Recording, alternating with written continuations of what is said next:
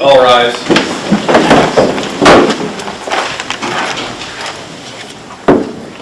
Court resumes. Please be seated.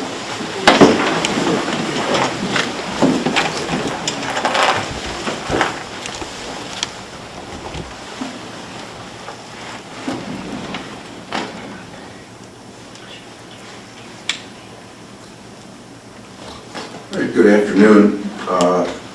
You are Kendra Aney. Is that the correct way to pronounce your name? Yes. All right, Ms. Aney is before the court on two separate files. They're both entitled People of the State of Michigan versus Kendra Lee Aney. File numbers are 26247-814FY and 26247-852FY. Mr. Matthew Roberts represents the state of Michigan on both matters. Ms. Sean Perry is appearing, I believe, on behalf of Ms. Aney in both matters. That's correct, Your Honor. And we are convened here for an arraignment on two felony complaints. In file 814FY, the complaint alleges that Kendra Lee Aney, on or about March 28, 2026, in the city of Muskegon Heights, Muskegon County, Michigan, that you did in count one willfully and maliciously destroy or injure certain personal property, to wit, handcuffs, belonging to or possessed by the Muskegon Heights Police Department. This is called malicious destruction of police or fire property.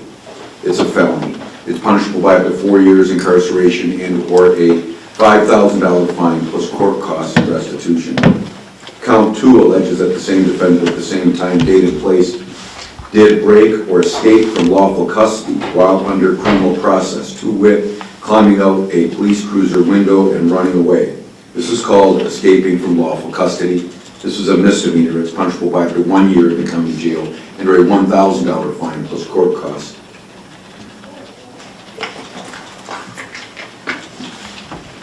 In file 852FY, you are before the court for arraignment on a felony complaint.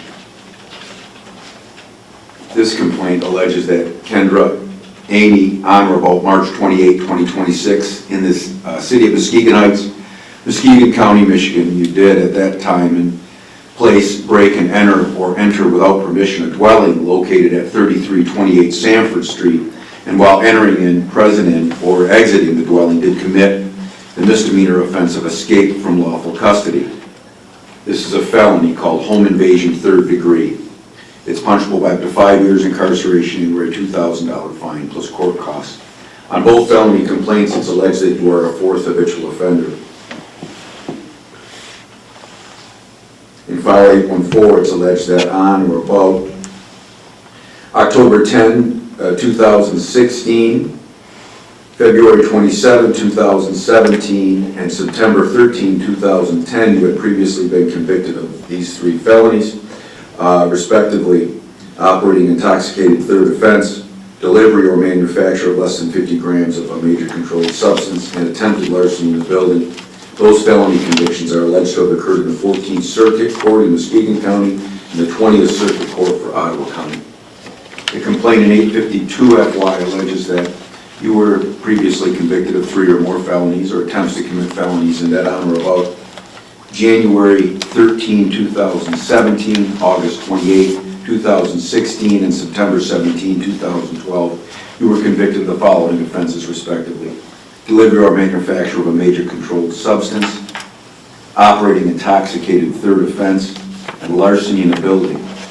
Those felony convictions are alleged to have occurred in the 14th Circuit Court in Muskegon County and the 20th Circuit Court in Ottawa County in the state of Michigan. Therefore, the underlying offenses of home invasion 3rd degree and become subject to the Habitual Offender Act.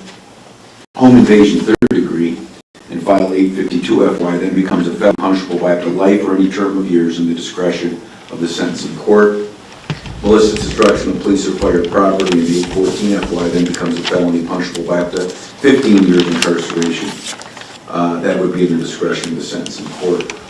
You have the right to remain silent, and you say orally or in writing can be used against you in court. You have the right to have a lawyer present with you during any questioning which you might consent to.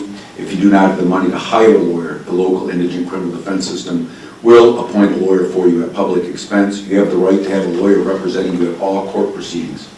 You have the right to have a probable cause conference and a preliminary examination scheduled on both of these files and have those hearings set and heard in the next 21 days. You have the right to be considered for pretrial release and to a trial by jury. As to your right to counsel, you indicate on your request form that you have no income presently. Is that a true statement? Yes. Ms. Perry then? Yes, Your Honor, we'll accept appointment. All right, so the Public Defender's Office will be representing you on both of these files.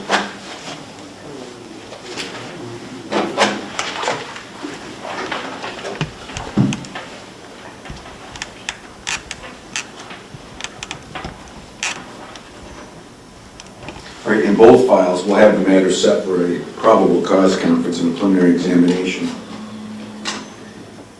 Your probable cause conference is scheduled for Wednesday, April 15, 2026 at 1:30 in the afternoon in this courtroom, on the second floor here in room 215, right across from courtroom 4 here. The preliminary examination is scheduled for the following Wednesday, April 22nd, 2026 at 9:30 in the morning in this courtroom, courtroom number 4. Ms. Perry, anything as to bond? Thank you, Your Honor. Miss Amy is a resident of Muskegon County and has been for all of her life. She is suffering from drug addiction, Your Honor, and has suffered greatly as a result of that. What I'm going to ask the court is as follows. We set a reasonable bond, but that you give us the opportunity that if she can get into inpatient counseling during this time, that she be able to be released to the inpatient and then returned to jail unless she's able to post a bond. Okay, thank you. Anything, Mr. Roberts, as to bond? Yes, Your Honor. I think at the outset, I think it's fair to say that this is not a situation where the court should be looking at whether or not Ms. Aney is entitled to a reasonable bond, or to a personal recognizance bond. It's difficult to imagine a scenario where the need for an actual cash bond is more appropriate, even despite the circumstances here with the charges, than this case, to prevent Ms. Aney from performing another disappearing act that she tried to pull off on Saturday. I will say this, that in general, the court is well aware that our office's policy, and certainly my policy, is that whenever we're dealing with a person who is suffering from substance abuse issues, that generally release to inpatient treatment is something that we can go along with. Unfortunately, I would say that Ms. Aney, of any individual that we've come across, has forfeited her right to be granted that opportunity as much as she may need it. And I don't doubt that that might, in fact, be the reason that she's committed these offenses and that she needs that. But she's just demonstrated through her pattern of behavior here that she cannot be trusted to do that. And if the actions of Saturday and the actions of the fact that she was already on parole and had an abscond warrant for parole at the time this took place have showed us anything, is that we could not trust her even in an inpatient setting. So as much as it pains me to say that I don't think she should be entitled to that benefit at this point, I don't think she has earned that benefit at this point. As the court is well aware, inescapably it has 3 options to look at here, or 3 factors that it should look at here under the court rule. There's a number of factors, but I think 3 really stand out to the court. Excuse me, in terms of setting the bond here. And the first is the person's likelihood to appear back in court, and obviously that is the primary purpose of bond. And again, there may not have been a defendant in the history of Muskegon County who has demonstrated that the order to appear or to follow procedures or to follow direction, there might not be a defendant who has demonstrated a clearer disregard for that than Ms. Aney by her actions here. Again, she's on parole, she's on abscond status from parole, and we have all now seen, I'm sure, video taken of her escaping from the Muskegon Heights police cruiser on Saturday. So she has clearly demonstrated that disregard for court orders is something that she is certainly prepared to do and would do. I think, no question in my mind that she would do that under the circumstances here. I know the temptation would be that because she is on parole and she will likely have a parole hold, to rely on that parole hold, but I think we've all encountered situations where for whatever reason that does not stay in place, or there's some mix-up, or that gets lifted for some reason at some point down the road. So I don't think we rely simply on the fact that there's a parole hold here that will be granted her as well. I think that doesn't abrogate the court's responsibility here to set what I believe should be a high cash bond for this matter. The second factor that the court can look at here is the likelihood of conviction, and I've alluded to it already. We've all, I'm sure, in this courtroom seen the video of Ms. Amy escaping from the Muskegon Heights police cruiser. Certainly, that as it relates to the charge of escaping from lawful custody, the entire thing is captured on video, and the very fact that she was in the cruiser one moment and gone the next certainly demonstrates that she escaped from lawful custody without being released by the police officers who were involved in this situation. So the likelihood of conviction is there is very high. And as it relates to the charge of malicious destruction of the handcuffs in this case, while Ms. Amy was apparently able to Houdini her way out of the police cruiser or confined space, she had not yet demonstrated the ability to escape from handcuffs, because at the time that she was ultimately picked up yesterday in the morning, she was still wearing the bracelets of the handcuffs. She had damaged them and destroyed them to have them separated, but now had worked her way out of the handcuffs. So those were still on her at the time that she was arrested yesterday. So I think the likelihood of conviction is high there as well. Finally, Judge, despite, and I recognize from the public's perspective and even from a court perspective and everyone's perspective, that there is an element to this that is amusing to some regard, and I don't want to ignore that. But what we cannot escape here is that there is also an element to this that was incredibly, incredibly dangerous. First of all, to herself, to even attempt this and to have been able to do it, I don't know how she did it, but to do it without injuring herself alone is significant. Most people, I think, under that situation would have simply fell out of that window and probably injured themselves very seriously, if not more, by landing on concrete, which is where this cruiser was parked at the time.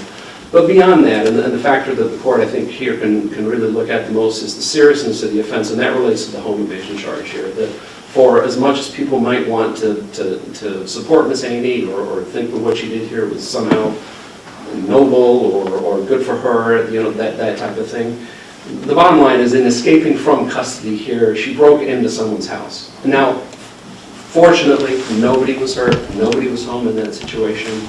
But we've all seen situations where under these circumstances, and particularly people in Miss Amy's suffering from the issues that Ms. Perry says that she has, and again, I don't doubt that those issues exist.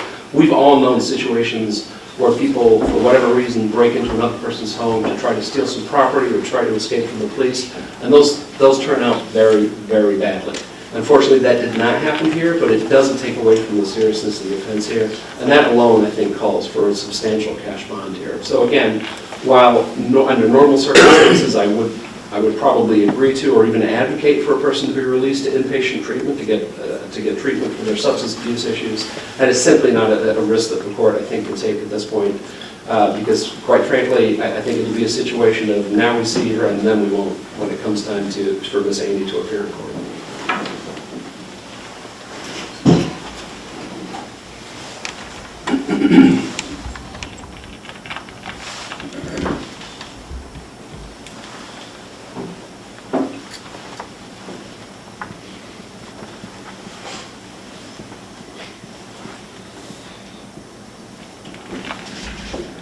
Under Michigan Code Rule 6.106, subsection C, I start with the presumption that the defendant is entitled to a personal recognizance bond.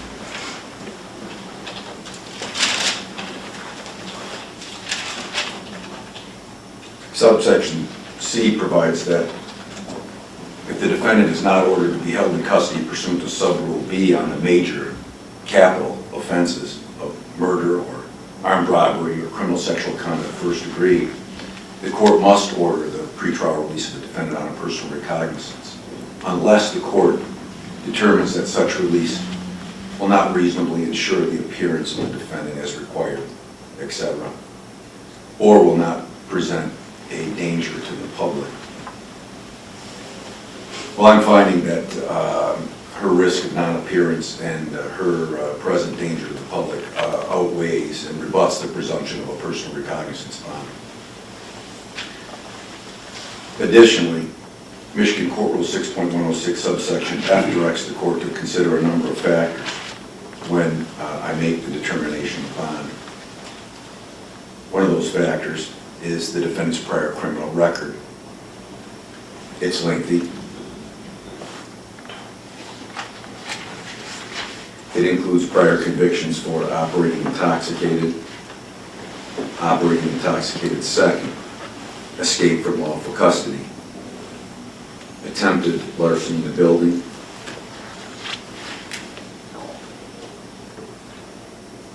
recklessly driving away a motor vehicle, larceny in a building, operating intoxicated, third offense,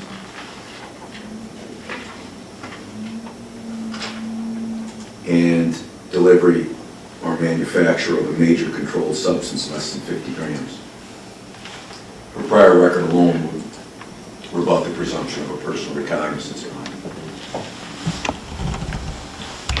Subsection F additionally directs the court to consider the defendant's history of substance abuse or addiction, and apparently it's significant.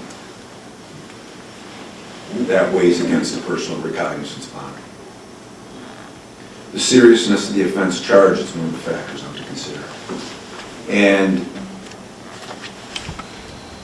this is not amusing to the court in any way. It's sad, is what it is. It's a sad story. But it is a serious offense that happened here that can have serious consequences, some unintended. I'm also considering other factors that bear on the risk of non-appearance. Can that phone be removed from the courtroom, please? So I'm considering other factors that bear on the risk of non-appearance, and one of those factors that I read in the affidavit for warrantless arrest indicates to the court that the defendant, when arrested on the parole absconding warrant, gave a false name to the officer, required them to check fingerprints to really get her identity, so she was willing to fabricate her true identity to the officer, and then apparently when under arrest on the abscond warrant, was able to escape the interior of a police cruiser and flee on foot while in handcuffs. That demonstrates to me, like I said, a very sad situation regarding the lengths to which she's willing to go to maintain her substance abuse. And I've said this before, but these major substance abuse cases are not victimless crimes. Miss Amy has been robbed of her life because of this substance abuse. She's being robbed of her freedom. So anybody who comes into this court and says that controlled substance offenses are victimless, talk to Miss Amy about her life story. And that's why these major controlled substance offenses are serious. Cocaine, methamphetamine, fentanyl, they rob people of their lives. And this is not amusing in any way to the court. It's sad. But I think the risk of non-appearance and the lengths that Miss Amy is willing to go to get the controlled substances convinced me, Ms. Perry, that a personal recognizance bond, even for inpatient at this point, would be ill-advised. Now, at some point, there is hope for Miss Amy. Recovery can be had. But the fact of the matter is that there has to be a period of time of abstinence, and sometimes this abstinence has to be forced because they just can't do it on their own. So I'm going to set a bond that ensures that she's going to show up for court, because I think if I set anything lower than a bond that requires her incarceration right now, I don't think she'd show up for court. This behavior is unmistakably of a nature that she would flee. She was on abscond status from parole, provided a false name, fled the police car after she was in custody, broke into somebody's house allegedly to get away, and then in handcuffs behind her back was able to free herself of that restraint. And it took an arrest to get her in front of the court right now.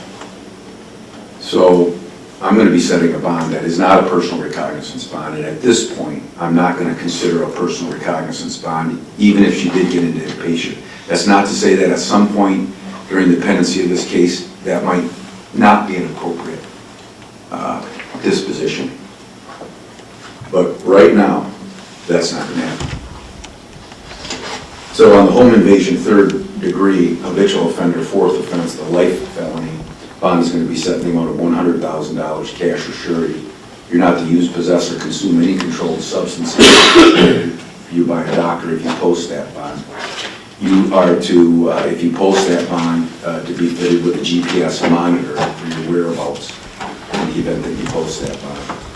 On the escape, lawful custody, and malicious destruction of police or fire property, bond is set in the amount of $150,000 cash or surety with the same conditions that you not use or possess any controlled substances that are not prescribed for you by a doctor. If I didn't say it, on both cases, she was subject to random testing. If she posts that bond, and on this one, likewise, she would be, have to be fitted with a GPS monitor for her whereabouts. Now, I assume there's going to be a parole hold. Is that what you alluded to, Mr. Roberts? That's what we were told by the parole department. All right, so this all may be somewhat academic, but in case there's not a parole hold, these bonds are designed to hold you where you're at right now. I'm not going to sugarcoat it at all. I'm afraid you would not appear. So that's what we're going to do today. Both cases are set for probable cause conference and preliminary examination. Anything else for the record, Mr. Roberts? No, thanks, sir. Or Ms. Perry? Nothing further, thank you, Your Honor. You're welcome.